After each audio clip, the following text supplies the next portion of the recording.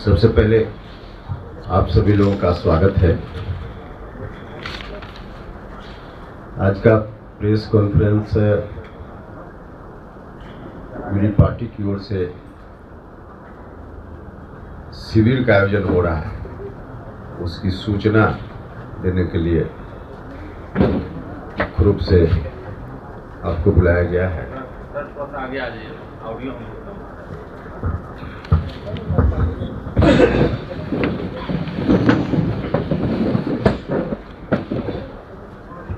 वाल्मीकि नगर में हमारी पार्टी का शिविर 26, 27 और 28 अप्रैल को होने जा रहा है। 3 दिनों का शिविर होगा। राजनीतिक मंथन शिविर, वहां बैठकर हम पार्टी के साथियों के साथ मंथन करेंगे। इसमें मुख्य रूप से जो पदाधिकारी प्रदेश के हैं और जिला अध्यक्ष, राष्ट्रीय पदाधिकारी, उन्हीं की भागीदारी होगी। मतलब जिला अध्यक्ष सहित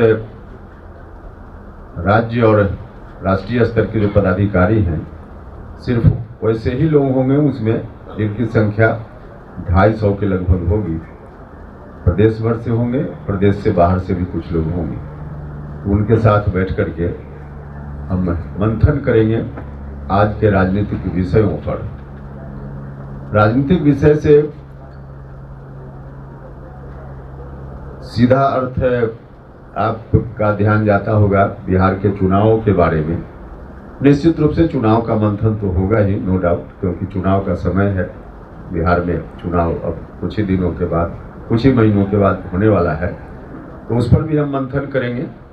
साथ ही साथ जो मुद्दे हैं, उन मुद्दों पर विशेष रूप से हम चर्चा करेंगे।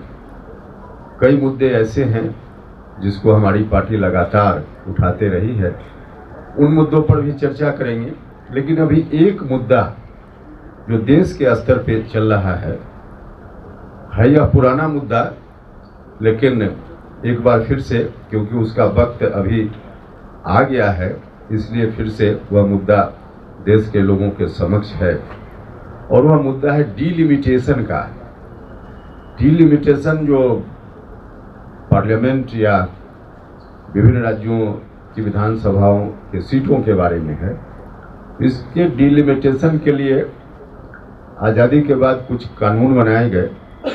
उन कानूनों के अंतर्गत हर 10 साल पे जनगणना, और जनगणना के बाद डिलिमिटेशन का काम, जो बढ़ती हुई आबादी उस वक्त होती थी, उसके अनुसार फिर से क्षेत्र की संख्या का निर्धारण, और फिर किस राज्य में कितनी संख्या लोकसभा की हो या राज्यों की विधानसभाओं में कितनी सीटें हों, तो इसका निर्धारण पॉपुलेशन के आधार पे उसको किया जाता था।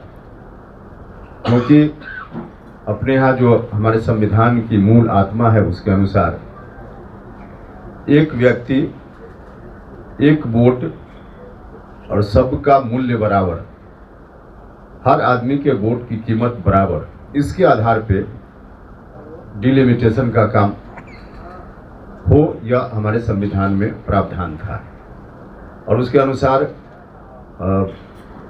1951 में, 61 में और 1971 में 3 बार डिलिमिटेशन उन प्रावधानों के तहत हुए।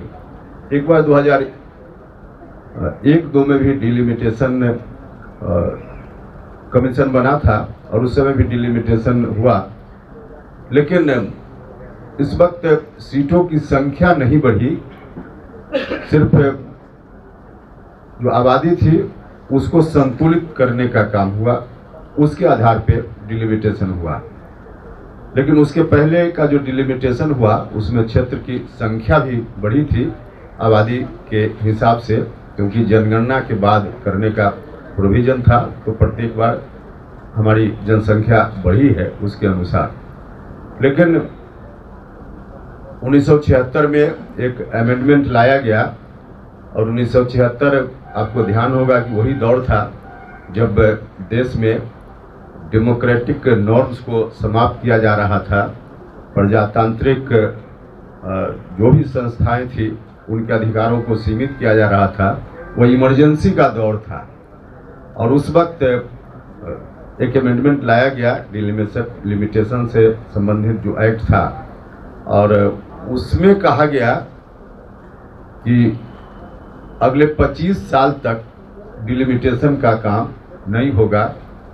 और फिर एक कैप भी, जो संख्या अंतिम बार 543 लोकसभा की थी, उससे संख्या नहीं बढ़ेगी, यह भी कहा गया।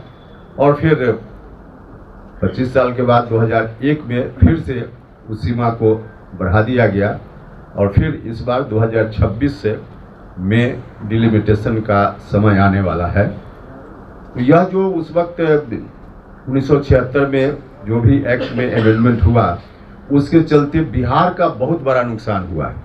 सिर्फ बिहार का नहीं, बल्कि कहिए कि साउथ के कुछ स्टेट के अलावा जो भी हिंदी बेल्ट का इलाका है, और बाकी भी पूरा देश साउथ के कुछ राज्यों को छोड़कर सबका बहुत, हम लोग बैकवर्ड स्टेट कहते हैं या बैकवर्ड कहलाने के लिए अभी भी अभिशप्त है। तो इन राज्यों का बहुत बड़ा नुकसान हुआ है।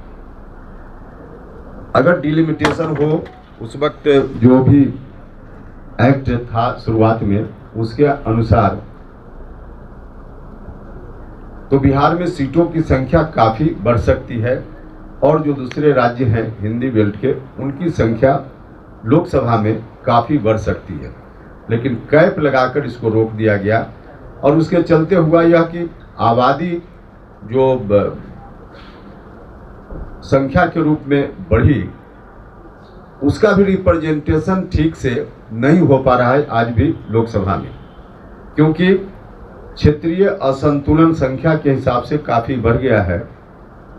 अब जो अंतिम रूप से डिलिमिटेशन हुआ, उस समय से लेकर अब तक साउथ के कुछ जो स्टेट हैं, वहाँ लगभग 21 लाख की आबादी पर एक लोकसभा क्षेत्र है, और बिहार में लगभग आज की तारीख में 2026 में फिर डिलिमिटेशन हो सकता है अगर सरकार चाहे। तो अभी के हिसाब से मोटे तौर पे 31 लाख की आबादी को एक लोकसभा क्षेत्र का प्रतिनिधि रिप्रेजेंट करता है। तो यह भी जो एक व्यक्ति एक वोट बराबर मूल्य, उसके आधार पर यह गलत है। कहीं 21 लाख व्यक्ति को एक प्रतिनिधि चुनने का अधिकार है, और कहीं 31 लाख व्यक्ति मिलकर एक प्रतिनिधि भेज रहा है अपना संसद में। तो यह डेमोक्रेटिक नॉर्म्स का सीधा सीधा उल्लंघन है। लेकिन इतना के बावजूद आश्चर्य इस बात का कि साउथ के कुछ नेता आज भी नैरेटिव सेट करने में लगे हुए हैं कि उनके साथ अन्याय हो जाएगा यदि डिलिमिटेशन का काम पुराने तौर तरीकों के हिसाब से हुआ। उनका कहना है कि हमने अपनी आबादी पर नियंत्रण लगाया है, और जिन राज्यों ने आबादी पर नियंत्रण नहीं लगाया उनकी संख्या बढ़ गई, तो उनको लाभ मिल जाएगा, और हमने नियंत्रण लगाया इसलिए हमको इसकी सजा मिल जाएगी। पूरे तौर पे गलत कह रहे हैं। आबादी अलग अलग क्षेत्र के हिसाब से बढ़ती है, उसका कुछ ट्रेंड होता है। उसका भी विश्लेषण एक रवि मिश्रा करके हैं जो JNU से जिन्होंने PhD किया है, उन्होंने एक रिसर्च किया है। उस रिसर्च के आधार पे कहाँ कब आबादी बढ़ती है, बढ़ती रही है, उसके पीछे भी कुछ वैज्ञानिक तथ्य होते हैं, और उसके आधार पे आबादी कहीं की बढ़ी है। जो पुराना डाटा है उसको रिसर्च उसका करके उन्होंने बताया है, और उसके हिसाब से जो साउथ के स्टेट हैं, 1881 जब से जनगणना इस देश में शुरू हुई तब से लेकर 1951 तक और 71 तक आप कह सकते हैं कि उन राज्यों की आबादी तेज गति से बढ़ी, और एक तरह से पीक पर 1951 में उनकी, और 71 तक भी उनकी आबादी 100% से ज़्यादा बढ़ी।